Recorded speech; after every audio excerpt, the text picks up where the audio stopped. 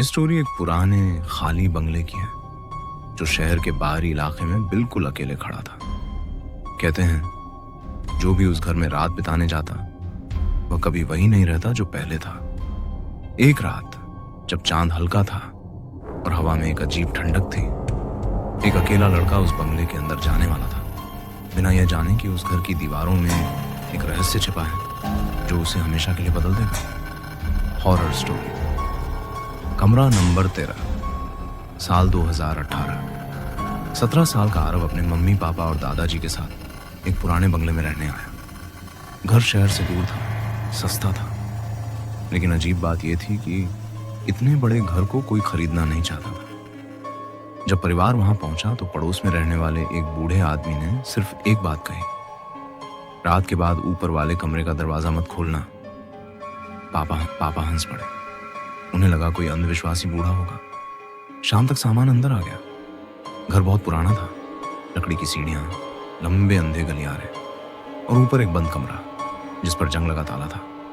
उसके ऊपर लिखा था 13 रात 11 बजे। सब सो गए, लेकिन आरव की नींद अचानक खुल गई। उसे ऊपर से किसी बच्चे के दौड़ने की आवाज सुनाई दी।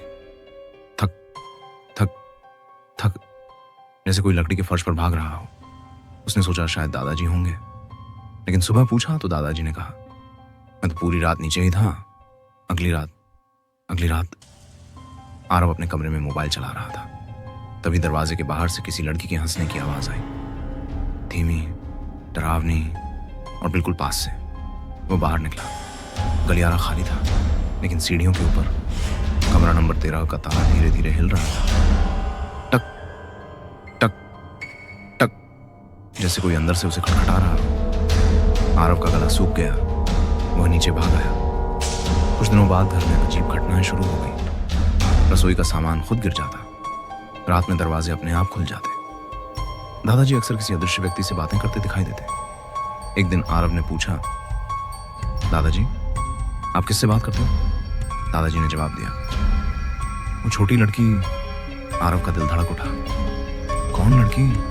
दादाजी ने ऊपर की ओर इशारा किया, जो कमरे में बंद है। उस रात के 3:13 हुए। घर की सारी घड़ियां एक साथ रुक गई। अचानक ऊपर से जोरदार धमाका हुआ। पूरा घर कांप गया। पापा टॉर्च लेकर ऊपर दौड़े। आरव और दादाजी भी पीछे थे।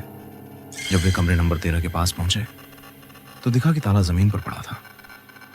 दरवाजा खुला हुआ था। अंदर से ठंडी हवा आ रही थी। कमरे में घुप अंधेरा था। पापा ने टॉर्च अंदर मारी। कमरा खाली था। बस बीच में एक पुरानी लकड़ी की कुर्सी रखी थी और कुर्सी पर एक फटी हुई गुड़िया। उसकी एक आंख गायब थी और चेहरे पर सूखा हुआ खून लगा था। मम्मी ने तुरंत गुड़िया फेंकने को कहा, लेकिन जैसे ही पापा ने उसे उठाया, गुड़िया की गर्दन खुद ब खुद उनकी तरफ घूम गई। सब डरकर पीछे हट गए। अचानक कमरे का दरवाजा बंद हो गया। धड़ाम! कमरे की सारी दीवारों पर छोटे छोटे हाथों के खून भरे निशान उभरने लगे। आरव चीख पड़ा। तभी कमरे के कोने में एक छोटी लड़की दिखाई दी। सफेद कपड़े, काले लंबे बाल और पूरी तरह काली आंखें। वह मुस्कुरा रही थी, लेकिन उसकी मुस्कान इंसानों जैसी नहीं थी। धीरे धीरे उसका चेहरा फटने लगा, जैसे किसी ने त्वचा को बीच से चीर दिया हो और उसके अंदर से एक और चेहरा निकल आया। भयानक, सड़ा हुआ, मानो कोई बूढ़ी औरत उसकी खाल पहनकर खड़ी हो। मम्मी बेहोश हो गई। दादाजी कांपते हुए बोले, यही इस घर में रहती है। उस रात किसी तरह सब नीचे आ गए। अगले दिन दादाजी ने घर का इतिहास पता किया। सच्चाई सुनकर सबके होश उड़ गए।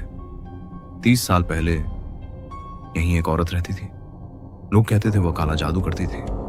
उसकी एक छोटी बेटी थी। एक रात दोनों रहस्यमय तरीके से मर गए, लेकिन मौत से पहले उस औरत ने कहा था, मेरा घर कभी खाली नहीं होगा। उसके बाद जो भी परिवार वहां रहने आया या तो पागल हो गए या गायब। अब बारी आरव के परिवार की थी। उस रात 3:13 बजे आरव की आंख खुली।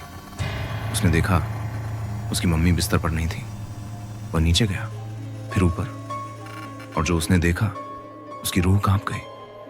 मम्मी कमरे नंबर 13 में छत से उल्टी लटकी हुई थी। उनकी आंखें पूरी काली हो चुकी थीं और वे किसी दूसरी आवाज में बोल रही थी, ये घर हमारा है, अचानक उनका सिर 180 डिग्री घूम गया और उन्होंने आरव की तरफ देखा। फिर पूरे घर की लाइट बंद हो गई।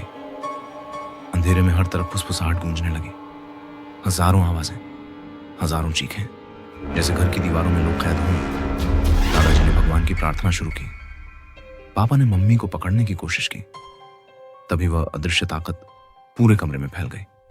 फर्नीचर हवा में उड़ने लगा, कांच टूटने लगे और दीवारों से खून टपकने लगा। कमरा नंबर 13 का दरवाजा खुद खुल गया। अंदर वही बूढ़ी औरत खड़ी थी, उसके पीछे दर्जनों काले साए। वह मुस्कुराई और बोली, अब तुम भी यहीं रहोगे? लेकिन तभी दादाजी ने जोर से मंत्र पढ़ना शुरू किया। पूरे कमरे में तेज हवा चलने लगी। औरत चीखने लगी, दीवारें हिलने लगी, घर कांपने लगा। अचानक एक जोरदार धमाका हुआ और सब कुछ शांत हो गया। सुबह परिवार ने वो घर हमेशा के लिए छोड़ दिया, लेकिन जाते समय आरव ने आखिरी बार ऊपर की खिड़की की तरफ देखा। कमरा नंबर 13 की खिड़की में वही छोटी लड़की खड़ी थी। वह मुस्कुरा रही थी और धीरे धीरे अपना हाथ हिला रही थी, जैसे कह रही हो, मैं अभी भी यहीं हूं। उस घर में आज भी कोई नहीं रहता, लेकिन आसपास के लोग कहते हैं रात 3:13 बजे ऊपर की खिड़की में एक लड़की दिखाई देती है और जो उसे देख ले वह कभी पहले जैसा नहीं रहता। सूरज हॉरर स्टोरी 173 सब्सक्राइब। ऐसे ही हॉरर स्टोरी सुनने के लिए हमारे चैनल को सब्सक्राइब करिए। Thank you Suraj.